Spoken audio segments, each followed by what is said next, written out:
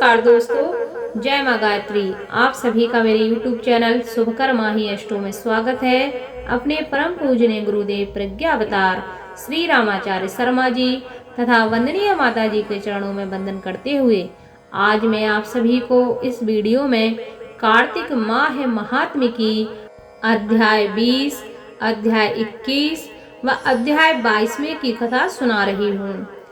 हर व्यक्ति को कार्तिक माह महात्म्य की कथा सुननी चाहिए। शास्त्रों में इसका बहुत ही महत्व बताया गया है। शास्त्रों में बताया गया है कि कार्तिक माह महात्म्य की कथा जो भी व्यक्ति सुनता है या सुनाता है, उस व्यक्ति के ऊपर भगवान विष्णु के साथ साथ माता लक्ष्मी की कृपा सदैव बनी रहती है। 20वें अध्याय से कथा प्रारंभ। अब राजा पृथु ने पूछा कि हे देवर्षि नारद, इसके बाद क्या हुआ? जब वृंदा ने अपने प्राण त्याग दिए, उसके आगे की कथा क्या है? युद्ध में क्या हुआ? क्या वह दैत्य जलंधर मारा गया? कृपया मुझे इस कथा को सुनाइए।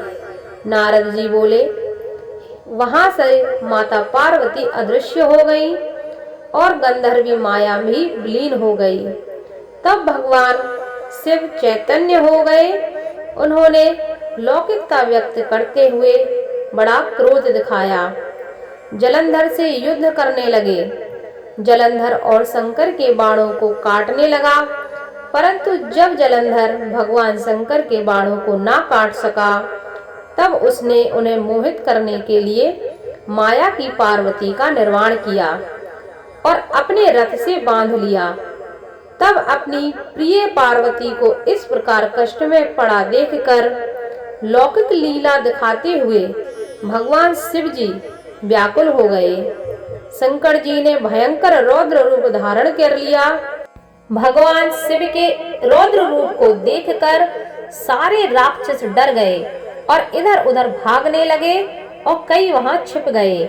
यहाँ तक कि शुंभ निशुंभ भी इस लायक नहीं थे कि वह भगवान शिव से लड़ सकें। शिव जी ने शुंभ निशुंभ को भागते हुए देखकर शाप देकर बड़ा धिक्कारा और कहा, तुम दोनों ने मेरा बड़ा अपराध किया है। तुम दोनों युद्ध से भागते हो। भागते को मारना पाप है, इसलिए मैं तुम्हें नहीं मारूंगा, परंतु गौरी तुमको अवश्य मारेगी। शिव जी के ऐसा कहने पर सागर पुत्र जलंधर क्रोध से लाल हो गया। उसने शिव जी पर घोर बाण बरसाकर धरती पर अंधकार कर दिया। तब उस दैत्य की ऐसी चेष्टा देखकर शंकर जी बड़े क्रोधित हुए तथा उन्होंने अपने चरणांगुष्ठ से बनाए हुए सुदर्शन चक्र को चलाकर उसका सिर काट दिया। एक प्रचंड शब्द के साथ उसका सिर पृथ्वी पर गिर पड़ा और अजन्य पर्वत के समान उसके शरीर के दो खंड हो गए।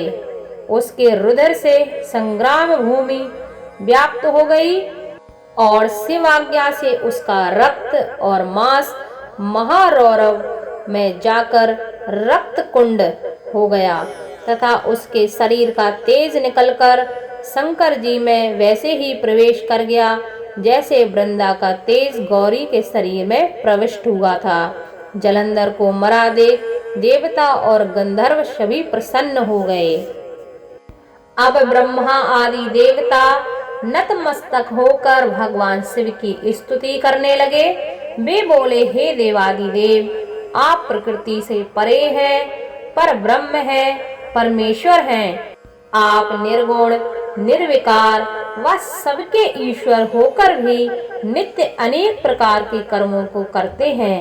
हे प्रभु, हम ब्रह्म आदि समस्त देवता आपके दास हैं। हे शंकर जी, हे देवेश, आप प्रसन्न होकर हमारी रक्षा कीजिए।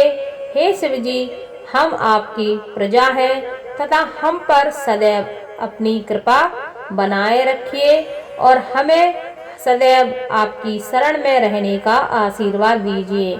नारद जी राजा पृथु से बोले, जब इस प्रकार ब्रह्मा आदि समस्त देवताओं ने एवं ऋषि मुनियों ने भगवान शंकर जी की अनेक प्रकार से स्तुति की और उनके चरण कमलों का ध्यान किया, तब भगवान शिव देवताओं को वरदान देकर वहां से अंतर्ध्यान हो गए। उसके बाद सभी देवता प्रसन्न होकर अपने अपने लोक को चले गए। भगवान शंकर के साथ सागर पुत्र जलंधर का युद्ध चरित्र पुण्य प्रदान करने वाला तथा समस्त पापों को नष्ट करने वाला है। यह सभी सुखदायक और शिव को भी आनंददायक है। इन दोनों आख्यानों को पढ़ने एवं सुनने वाला सुखों को भोग कर अंत में अमर पद को प्राप्त करता है।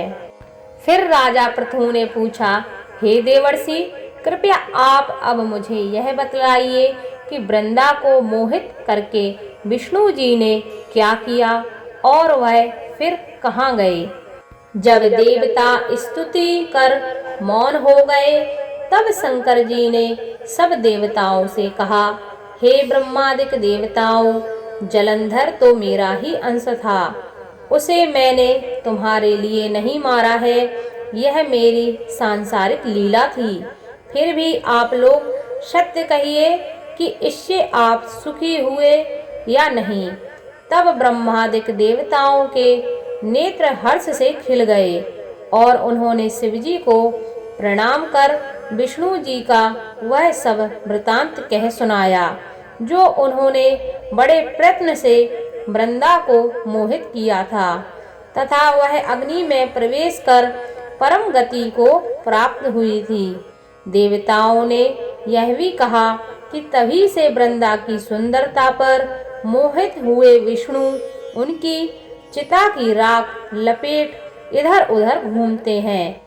तब आप उन्हें समझाइए, क्योंकि यह सारा चराचर आपके अधीन है। देवताओं से यह सारा वृतांत सुनकर शंकर जी ने उन्हें अपनी माया समझाई और कहा कि उसी से मोहित विष्णु भी काम के वश में हो गए हैं। परंतु महादेवी उमा त्रिदेवों की जननी सबसे परे वह मूल प्रकृति परम मनोहर और गिरजा भी कहलाती है। इसलिए भगवान विष्णु का मोह दूर करने के लिए आप सब उनकी शरण में जाइए। शंकर जी की आज्ञा से सभी देवता मूल प्रकृति को प्रसन्न करने चले गए। उनके स्थान पर पहुंचकर उनकी बड़ी स्तुति की। तब यह आकाशवाणी हुई कि हे देवताओं, मैं ही 3 प्रकार से 3 गुणों से पृथक होकर स्थित सत्य गुण से गौरा, रजोगुण से लक्ष्मी और तमोगुण से ज्योति रूप में हूँ। तब अब आप लोग मेरी रक्षा के लिए उन देवियों के पास जाओ, तो वे तुम्हारे मनोरथों को पूर्ण कर देंगी। यह सब सुनकर देवता भगवती के वाक्यों का आदर करते हुए गौरी, लक्ष्मी और सरस्वती को प्रणाम करने लगे। सब देवताओं ने भक्ति पूर्वक उन सब देवियों की प्रार्थना की और स्तुति की।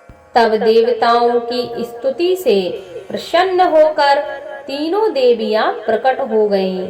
सभी देवताओं ने खुश होकर निवेदन किया।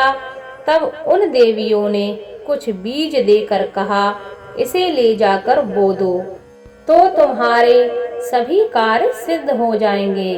ब्रह्मादिक देवता उन बीजों को लेकर विष्णु जी के पास गए।